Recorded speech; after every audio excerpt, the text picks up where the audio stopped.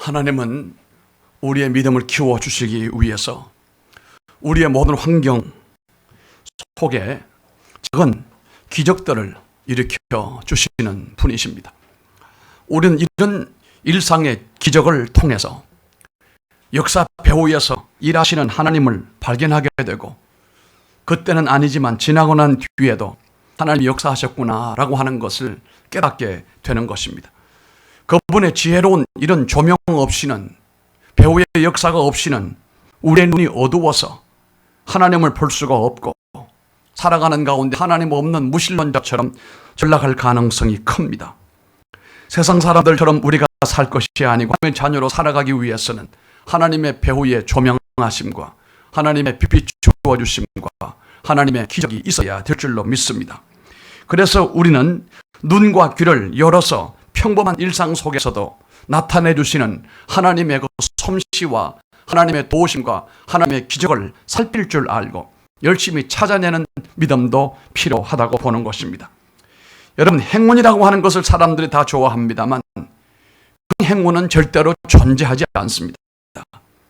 이건 사람들이 말하는 운이라고 하는 건데요, 운은 절대로 그냥 존재하지 않습니다. 어쩌다 보니 적재적소에 얻어진 것을 우연이라고 말을 하고 있습니다만은 자세히 알고 보면 나를 떠나지 않겠다고 하시던 주님께서 내 인생의 사소한 부분에까지 챙겨주시고 은혜를 베풀어 주신 사랑의 하나님의 손길이 있었기 때문에 가능한 일이었습니다. 한 주간 마치고 오늘 주님 앞에 섰습니다마는 여러분 배후에서 하나님은 여러분이 발견하지 못한 여러 가지 놀라운 일들, 복된 일들, 하나님의 솜씨와 역사를 일으켜 주셨습니다. 단지 그것을 발견하지 못하고 깨닫지 못하고 있는 것이 문제가 아닐 수가 없습니다. 하나님은 인간이 진퇴양난의 벼랑 끝에 서기 전에는 구원과 은혜를 베풀어 주려고 하지 않습니다. 우리가 속히 절망하기를 기다리고 계시고 인간의 한계를 철저히 인식하게 만드시고 절망의 막다른 골목에 우리를 몰아넣기도 하시는 것은, 그래야 비로소 사람은 냉철한 마음으로 하나님의 은혜를 찾고 하나님의 도우심을 찾고 하나님의 기적을 사모하기 때문인 것입니다.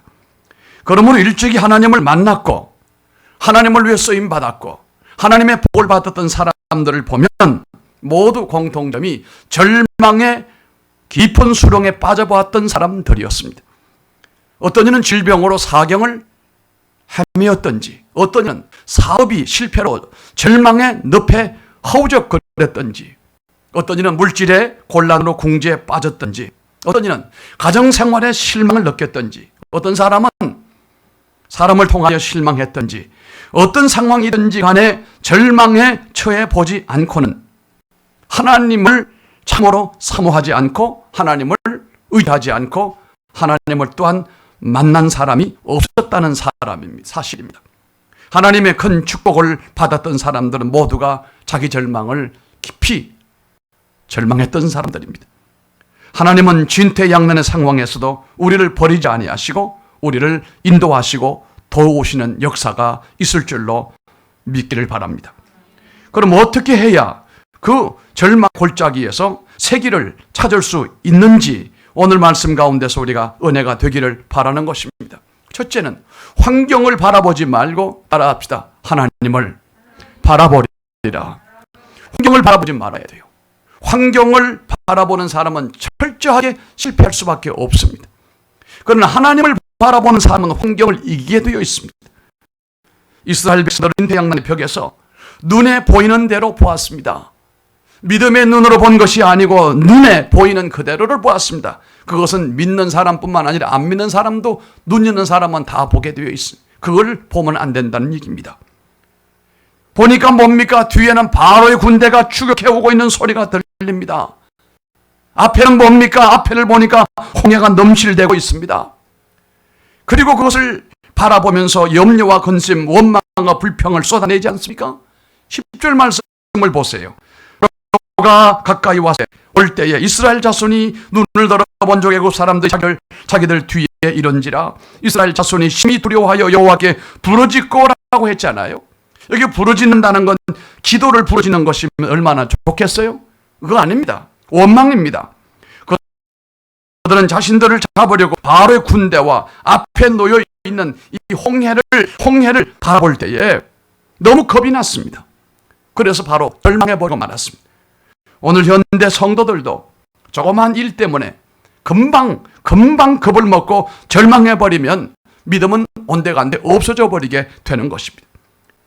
이들을 보면은 끝내 낙담해버리고 말았잖아요. 다 낙담해버리고 말았습니다. 그런데 이 가운데 단 한 사람은 낙담하지 않았습니다. 환경을 보지 않았습니다. 하나님을 본 사람이었어요. 그 사람은 바로 모세였습니다. 모세는 그 상황을 인식을 했습니다만 두 눈으로 힘주어 하나님을 바라보았습니다. 그래서 제가 가끔 하다가 눈에 힘주라고 얘기를 해요. 멍청하게 뭘 생각을 하고 있는지, 뭘 쳐다보고 있는지. 그 사람은 살아봤자 그건 쌀감만 돌리는 사람이에요. 눈에 힘을 줘야 됩니다. 그리고 하나님을 바라봐야 됩니다. 여러 주변 환경, 여건 이것을 바라보지 말고 이것은 잠재워버리고 살아계신 하나님을 보라 이거예요. 이게 복 있는 눈입니다. 그리고 이스라엘 백성에게 하나님을 바라보라고, 하나님이 감춰놓으신 세기를 바라보라고 모세는 그렇게 얘기를 합니다. 이게 3절의 말씀입니다. 너희는 두려워하지 말고 가만히 있어서 여호와께서 오늘 너희를 위하여 행하시는 구원을 보라. 무엇을 보라? 구원을 보라. 아멘. 너희가 오늘 본 애굽 사람은 영원히 다시 보지 아니하리라. 할렐루야. 인생은 바라보는 시각에 따라서 결정된다는 건 여러분을 알기를 바랍니다. 예수 믿기 전에는 환경만 바라봤어요. 우리가 환경만 바라봤어요. 그러니까 그렇게 된 거예요. 그러나 예수 믿고 난 다음에 하나님의 자녀가 되고 난 다음부터는 환경을 바라보는 눈을 감아버리고 누구를 바라보아요? 하나님만 바라보는 거예요. 바로 믿음의 사람과 불신앙의 사람은 그의 차이예요. 교회를 나와도 하나님 바라보지 않는 사람은 그 사람은 천국까지 갈는지 몰라요. 세속적인 사람입니다. 그러나 철저히 하나님만 바라보는 사람은 세상 숲에 있을지라도 하나님의 그 시각이 그에게로 항상 주목을 하게 되어지고 하나님의 도우심과 은혜를 그가 받게 되어진다는 사실입니다.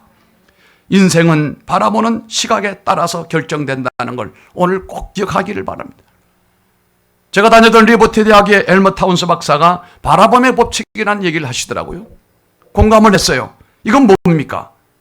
광야에서 노뱀을 바라보았던 사람들이 죽음의 위경에서 살아나지 않았느냐. 바라봐라. 뭘 바라보느냐?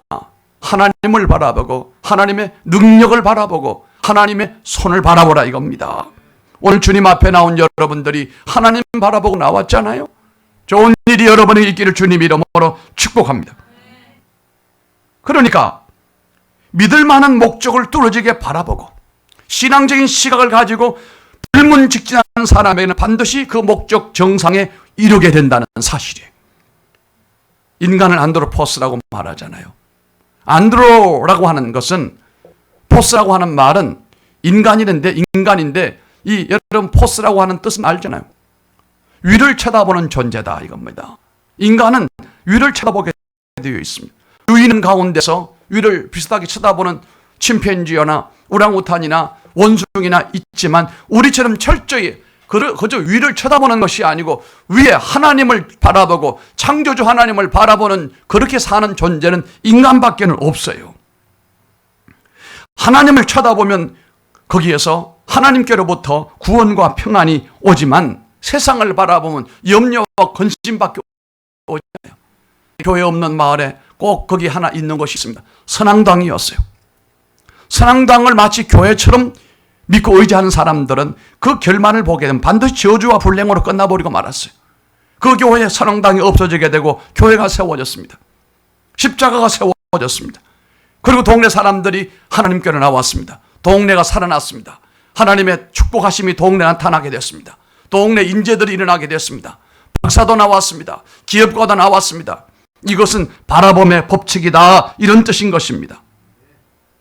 제 친구 가운데 한 사람이 전혀 믿지 않는 가정에서 은혜를 받고 목사가 됐어요. 통합적인 목사가 됐어요. 자기가 목사가 되고 보니까 너무 감동되고 너무 은혜가 돼가지고 영락교회 부목으로 있다가 자기 고향에, 교회 없는 고향에 그 어촌이에요. 조그만 어촌이에요. 거기를 갔습니다. 십자가를 메고 자기 고향에 교회를 세우러 갔더니 사람들이 믿어주지 않습니다. 사람들이 협력, 그러나 하나님의 도우심으로 큰시 예배당을 조그만하게 지었습니다. 그러나 한 6년 정도 뒤에 한번 만나는데 그 동네 사람들 절반 정도가 예수께로 돌아왔다. 그런 얘기를 들었습니다. 하나님을 쳐다보고 사는 사람들, 여러분 이거 보통 일이 아니에요. 쳐다보는 일도 아무나 할 수 있는 일이 아닌 것입니다. 그날 롯뱀을 바라볼 때 바라보면 산다고 했지만 다 바라봤습니까? 안 본 사람 많습니다. 여러분 교회가 세워져도 예수 믿으라고 해도 지금 믿는 거 아닙니다. 하나님의 놀라운 은혜가 있어야 쳐다보는 사람이 쳐다보고 예수 믿고 구원받는 것도 아무나 쉽게 되는 일이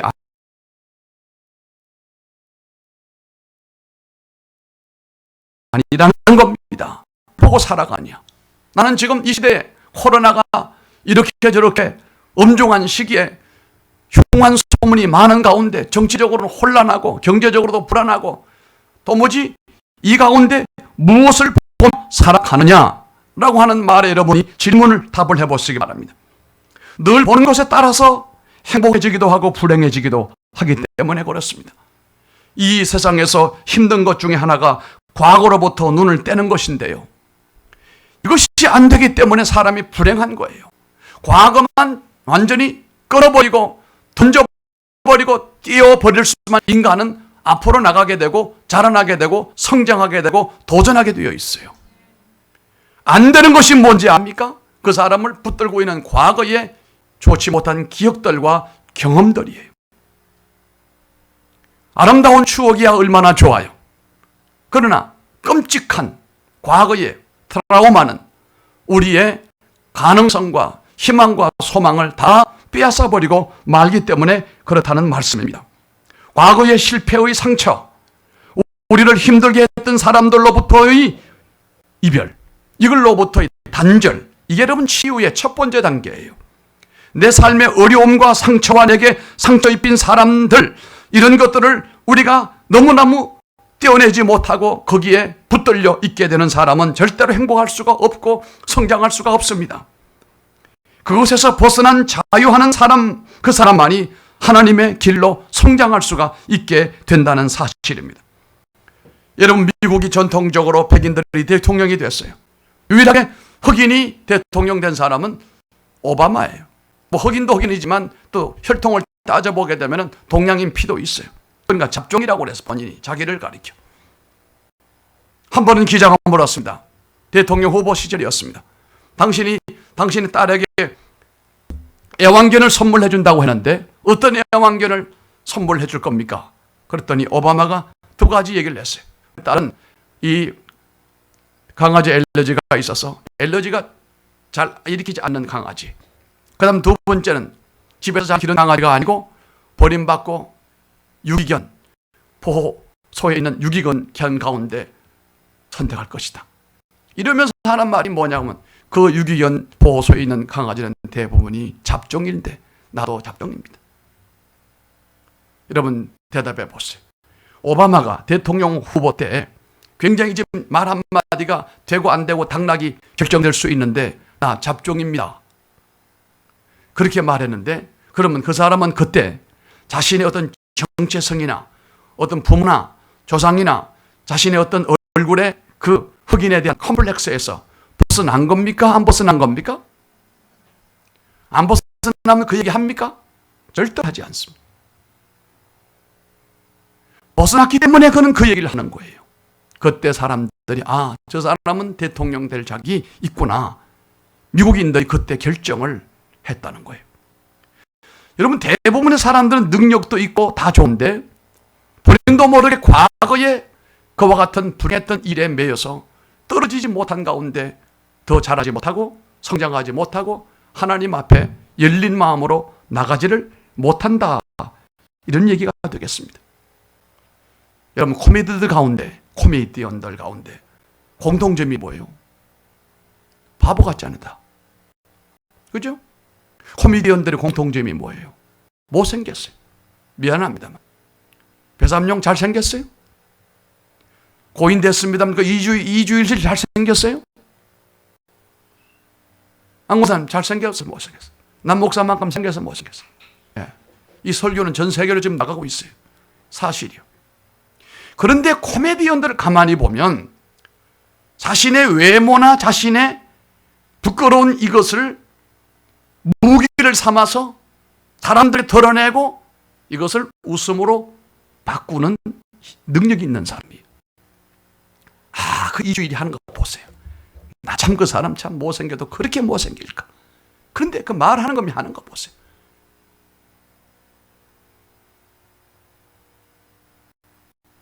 코미디언은 자신의 약점을 웃음으로 희화시키는 능력을 가지고 있는 사람이에요. 하나님의 자녀들은 과거에 상처 없는 사람이 어디 있어요? 사람이 성인이 되는 과정에 하나도 상처가 없고 아픔이 없고 내게 고통이 없고 끔찍스러운 것이 없었다고 하면 그건 인간 아니에요. 그건 로봇이에요. 아니면 동물이든지. 지정의를 가지고 있는 이 민감한 인간은 지금껏 어떻게 살아왔는지 몰라도 공통점은 다 아픔이 있고 눈물이 있고 괴로움이 있고 내게 끔찍한 상처가 있다는 사실이에요. 그런데 문제는 오늘 하나님이 원하시는 사람은 이 모든 것을 하나님을 바라보는 가운데 이것을 다 끊어버릴 줄 알아야 된다 이거예요. 이런 것에서부터 자유함을 얻어야 된다 이런 말씀입니다. 우리는 환경의 노예가 되면 안 됩니다. 환경에 매여 끌려가지 않으려고 하나님을 바라보라고 하시는 것이거든요. 우리에게 상처 준 사람을 아무리 바라보아도 상처가 도지면 도지지 나아질 일은 만무하잖아요. 눈을 떼어 하나님과 희망찬 미래를 바라보시기를 바랍니다. 아무리 위급한 상황에 처했을지라도 나의 눈은 하나님을 바라보는 주바라기가 되어야 됩니다. 똑같은 홍해 앞에서 이스라엘 백성들은 애국 군대와 출렁거리는 홍해를 바라보았습니다마는 그러나 믿음의 사람 모세는 그것들로부터 눈을 띄어 그걸 바라보지 않았고 전능하신 하나님을 바라보았다는 사실입니다. 기적을 일으키시고 세기를 여시고 이스라엘 백성들을 위해서 싸워주실 하나님을 바라보았다는 사실이 여기 14절에 기록이 되어 있습니다. 여호와께서 너희를 위하여 싸우시리니 너희는 가만히 있을지어다. 두 번째는 사람을 두려워하지 말고 하나님을 의지하시길 바랍니다. 첫째는 뭡니까? 환경을 바라보지 말고 하나님을 바라봐라. 두 번째는요, 사람을 두려워하지 말고 하나님을 의지하라고 그랬어요. 진퇴양난에서 벗어나는 길이에요. 이스라엘 백성은 두려워하고 있습니다. 보통 두려워한 것이 아닙니다. 심히 두려워하여 여호와께 부르짖잖아요. 이게 출애굽기 14장 10절 말씀을 보면은 여호와께 부르짖고라고 했습니다. 그들이 하나님을 믿지 않는 것이 아닙니다. 그러나 그들의 부르짖음 속에는 믿음이 없습니다. 그들의 두려움이 믿음을 다 삼켜버렸기 때문입니다. 믿음이 있는 곳에는 두려움이 사라지고 두려움이 있는 곳에는 믿음이 없습니다. 두려움은 믿음이 없는 곳에서 힘을 발휘하게 되어 있습니다. 두려움과 함께 동반되는 것이 뭡니까? 원망과 불평입니다. 이게 11절로 12절에 나오는 말씀입니다. 이게 얼마나 비참한 표현입니까? 두려움이 영섭할 때 그들은 애굽을 생각을 했습니다. 하나님을 섬기는 영광을 포기하고 애굽 사람을 섬기는 것이 더 낫다고 큰 소리 쳤습니다. 도리어 모세를 나무랍니다. 우리가 뭐라고 했습니까? 왜 우리 말 안 듣고 우리를 끌고 나와가지고 이렇게 만듭니까? 이게 바로 노예 근성입니다. 과거 지향적인 집착형 인간이라는 겁니다. 이런 사람은 하나님의 축복의 산에 오르기가 불가능합니다. 이렇게 과거에 집착한 사람들은 광야에서 모두 죽었습니다. 그 사람은 새 땅에 들어갈 필요가 없는 사람이었습니다. 다 광야에서 다 죽었습니다. 우리는 두려움을 정복하시길 바랍니다. 어떻게 하면 두려움을 극복할 수가 있을까요? 전적으로 하나님을 의지하고 신뢰하는 믿음뿐인 것입니다. 하나님을 전적으로 신뢰하는 믿음이 두려움을 정복하는 길임을 여러분이 깨닫기를 바랍니다. 사람을 두려워하지 말고 오직 하나님을 의지하시길 바랍니다. 잠언 29장 25절에 사람을 두려워하면 올무에 걸리게 되거니와 여호와를 의지하는 자는 저는 안전하리라. 하나님을 의지하면 하나님은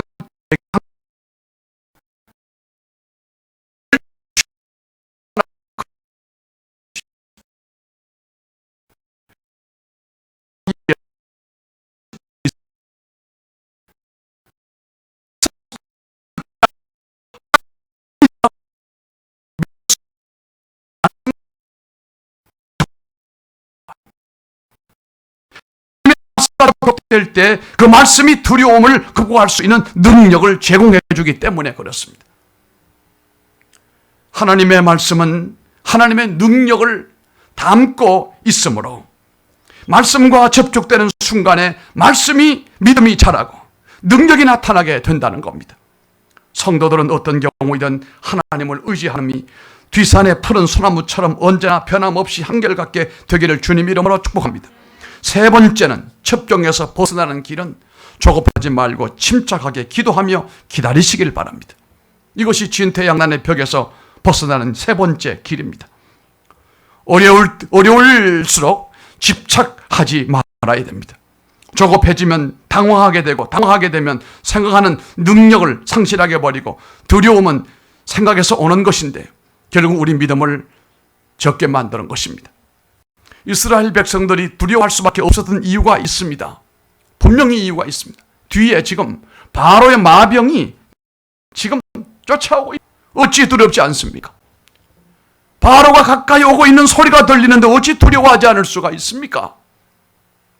그러나 조금만 깊이 생각해 보면 두려워하지 않을 이유가 더 많습니다. 두려워하기보다 오히려 안전을 확신할 수 있는 순간이에요.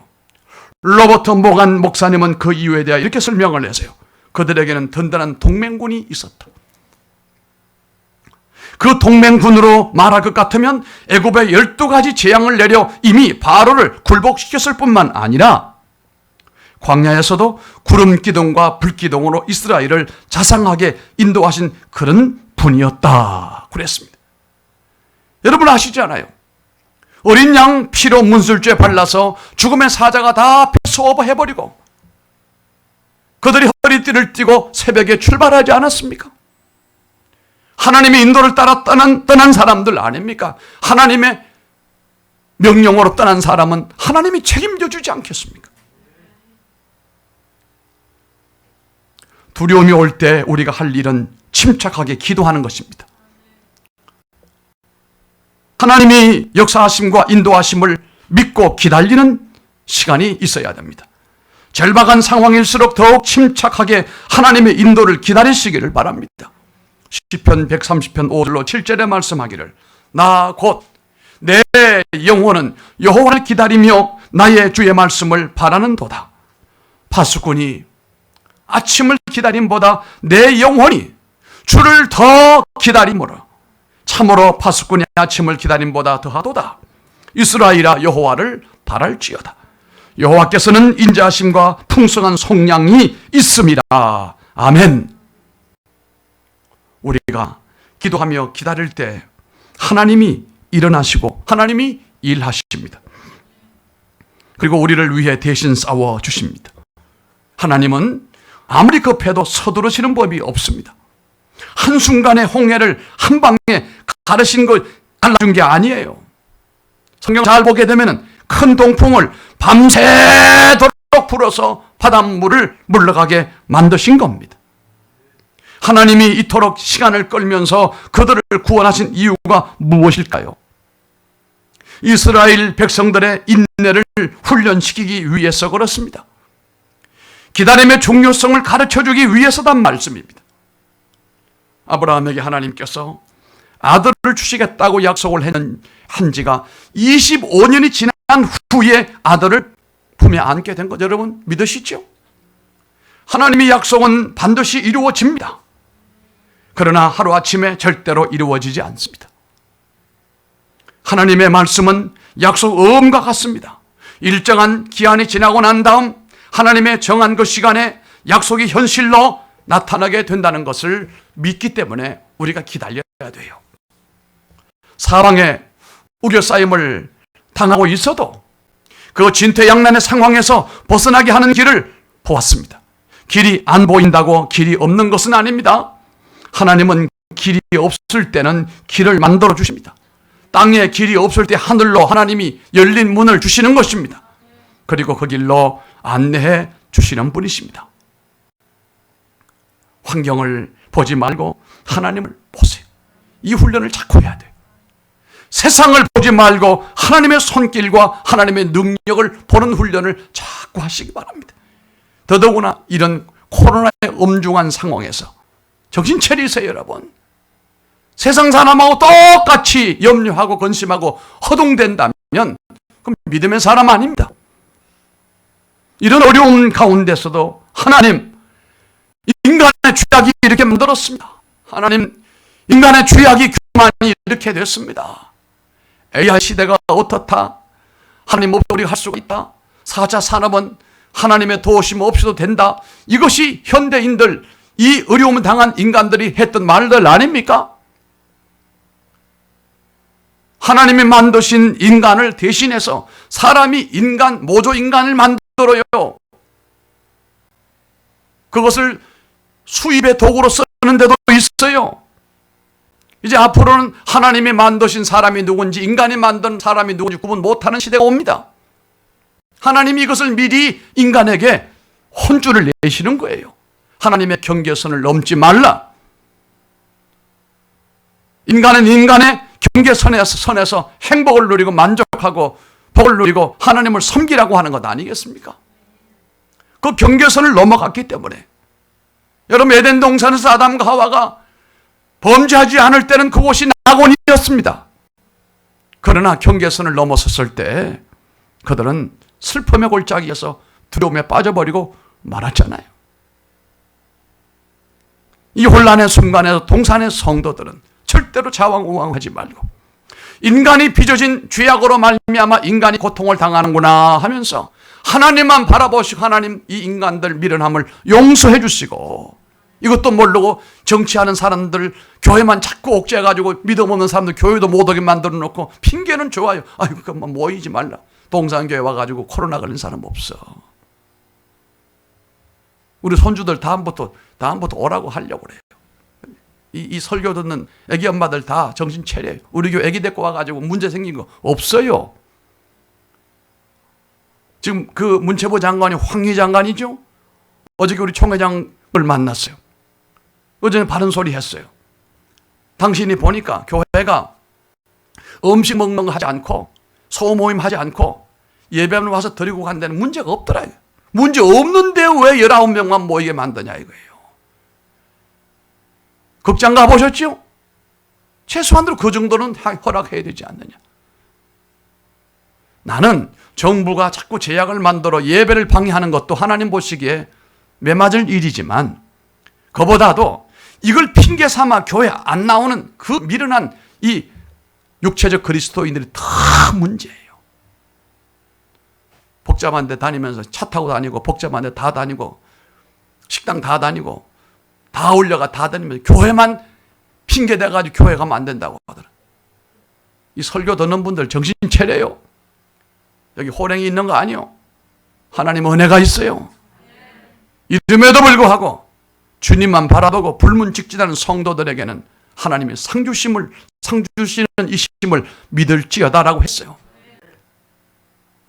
길이 안 보인다고 길이 없는 거 아닙니다. 하나님은 길이 없을 때 만들어 주십니다. 그리고 그 길로 우리를 친히 인도해 주시지요. 환경을 보지 말고 하나님을 바라보세요. 사람을 두려워하지 말고 하나님을 의지하시란 말씀입니다. 너무 조급하지 말고 침착하게 기도하며 꾸준히 인내하며 기다리는 겁니다. 그렇게 하면 우리 앞에 새 길이 크고 아름답게 활짝 열리게 될 줄로 믿습니다. 존귀하신 아버지 하나님, 그 크신 은혜와 사랑을 진심으로 감사드립니다.